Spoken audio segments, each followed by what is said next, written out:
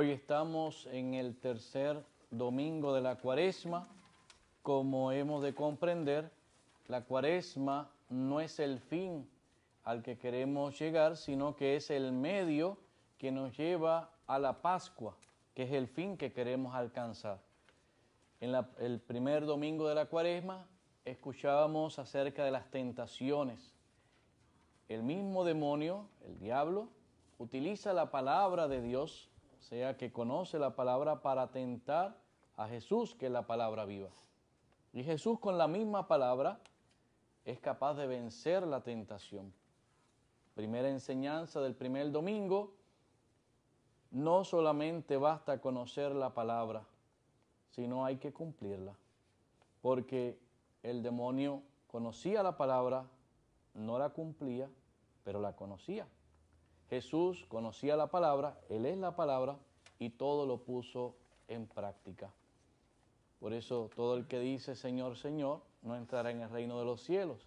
Todo el que dice yo he leído la Biblia desde el principio al fin, perfecto, el diablo se la sabe de memoria, pero para tentarnos. Y todo el que dice que va a la iglesia, ojo, porque también el diablo se hace presente y quiere atacar a los hijos de la iglesia. Por eso estar en la iglesia no te da seguridad siempre y cuando vivas y practiques la fe a la que nos invita la iglesia. Porque estar, pues estamos. Es como los que van al centro comercial, están, pero no necesariamente compran. Pero los que están en la iglesia no necesariamente buscan la gracia de Dios, van. Y como por lo que dan en la ofrenda, dice, bueno, por eso que yo doy en la ofrenda, me predican bonito, me canta, hay un coro que pasa trabajo y me canta, al final salimos todos felices. Y esa no es la realidad de la fe. Luego, el segundo domingo de la Cuaresma nos presentaba la transfiguración del Señor. Pedro, Santiago y Juan contemplaron la maravilla de ver al Señor triunfante, porque Él es el cumplimiento de la ley, representado en Moisés, que estaba en la transfiguración, y los profetas, representados en Elías. Jesús se queda solo al final, ¿por qué? Porque en Él se cumple la ley y los profetas. Pedro quería hacer allí 3 chozas, pero cuando de momento se oye la voz del cielo, se asustó, porque decía la voz del cielo, este es mi Hijo, el amado, escucharlo. Por lo tanto, no nos toca quedarnos a contemplar, sino a escuchar y a poner en práctica la palabra de Dios. Y hoy nos invita, sobre todo, a reconocer que somos protagonistas en este caminar. La Cuaresma es un tiempo. A veces queremos exigirle a la gente un cambio en una semana. La conversión es cosa de toda nuestra vida. Pero si bien es importante que es de toda nuestra vida, ¿cuándo vamos a empezar el camino de la conversión? Hay gente que dice, sí, pero la conversión es de toda la vida. Pero ¿entraste en el camino de la conversión? Porque si no entras, es como aquel que sabe que tiene que resolver las cosas de herencia, segregación de terreno. Sí, eso hay que hacer el testamento, como yo sé que todos ustedes ya lo hicieron, y dentro de esa experiencia, lo más difícil que es empezar el camino de la gestión. Pero como estamos acostumbrados que todo en Puerto Rico es mejor pagarle un gestor para que haga las cosas, porque métase en una oficina a resolver. Oficina de gobierno o donde sea. Pues sale caro pagarle un gestor, pero son los que se saben dónde conseguir las cosas. En la vida de la fe no hay gestor que valga. Cristo ya hizo la gestión que tenía que hacer. Ahora nos toca a nosotros someter las credenciales. ¿Quién eres? Y hacia dónde vamos, pero hacia dónde estás dispuesto a llegar. Y ese es el espíritu de conversión que nos invita el Evangelio de hoy, donde nos pone Jesús 2 ejemplos muy cercanos a su época. La muerte de unos galileos.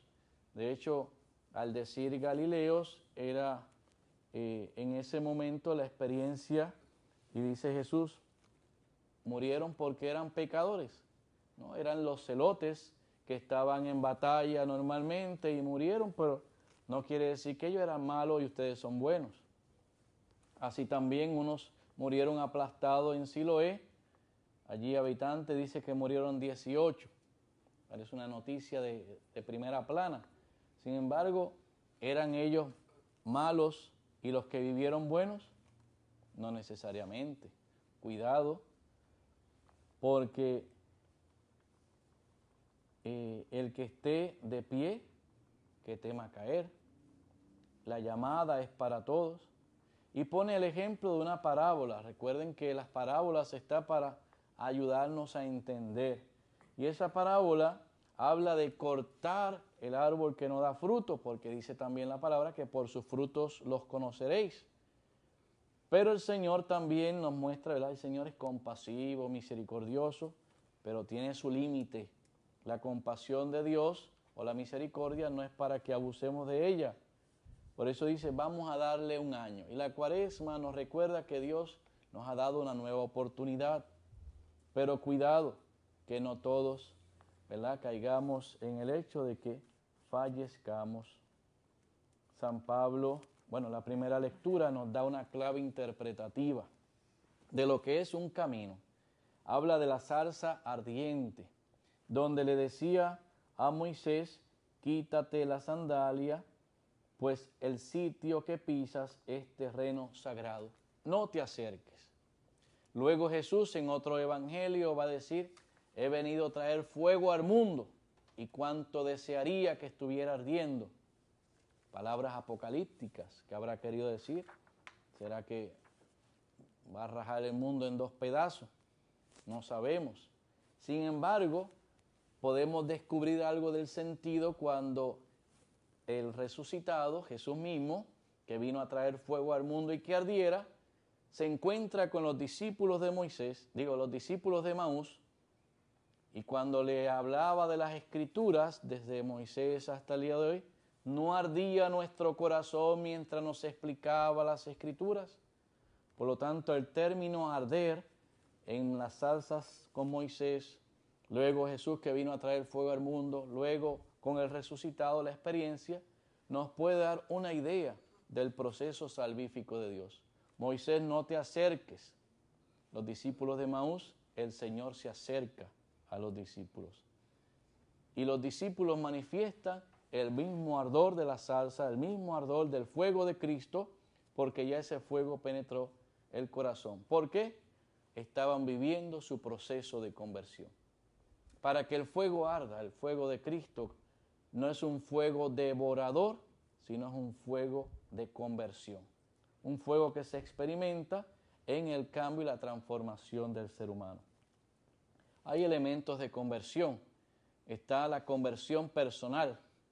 Cada uno de ustedes sabe, y yo, los elementos más fuertes de nuestra propia vida, nuestras tentaciones, los momentos en que nos apartamos de Dios.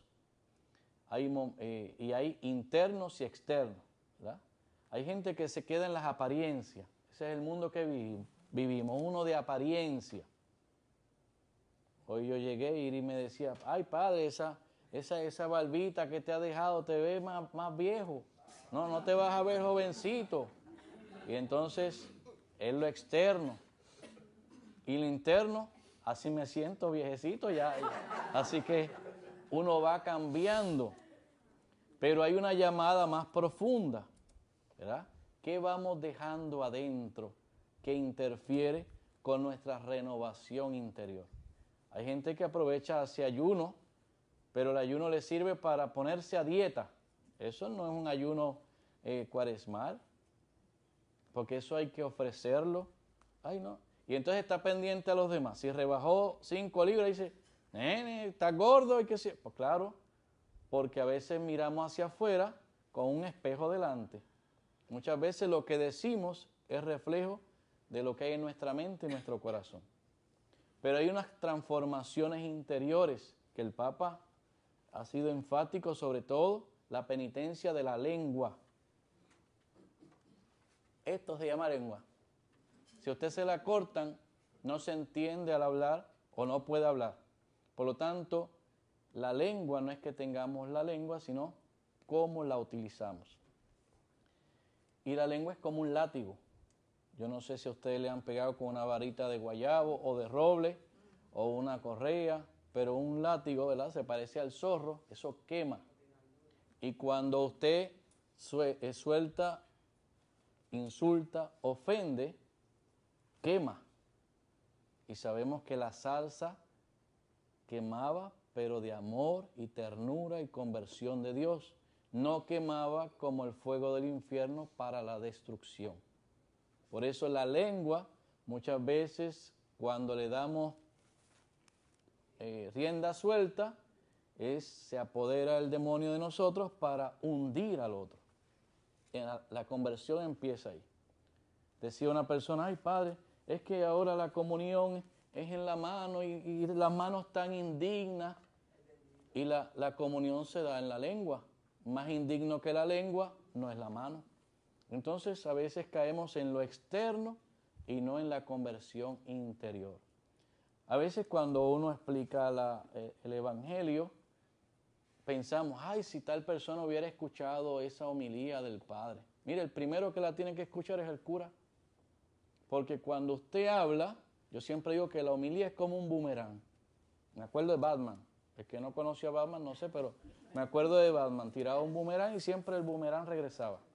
El que predica la palabra de Dios experimenta la acción del boomerang. La palabra sale, pero penetra el corazón. Y por eso empieza por casa.